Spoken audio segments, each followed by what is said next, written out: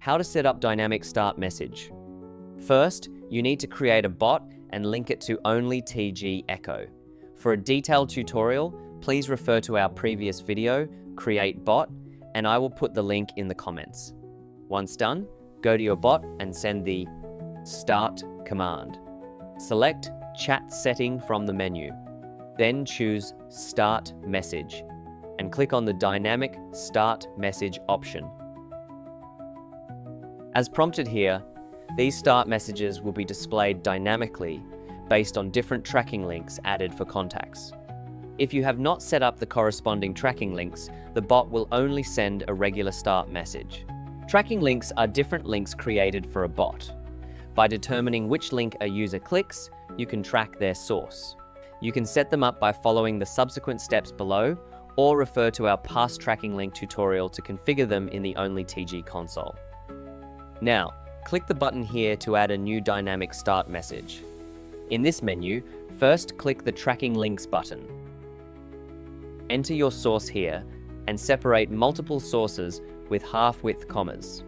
Each source will be automatically matched with a tracking link. If the source you entered has not been added to the tracking links in the console before, a new one will be generated automatically. For example, I type in YouTube and send it. The corresponding tracking link will appear here. Click the Copy Links button to copy it for use on your target platforms.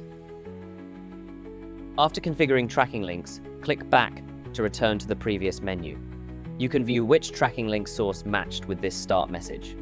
This means all users who add the bot through these links will receive this dynamic start message. Next, configure the message content for this dynamic start message by clicking Add New Message. You can add text, media, and buttons, with options to switch to multimedia mode or directly use existing modules. For detailed steps, check our previous tutorial on the multi-form messages builder. I'll post the tutorial link in the comments. Now that the content setup is complete, click Preview this message to preview it.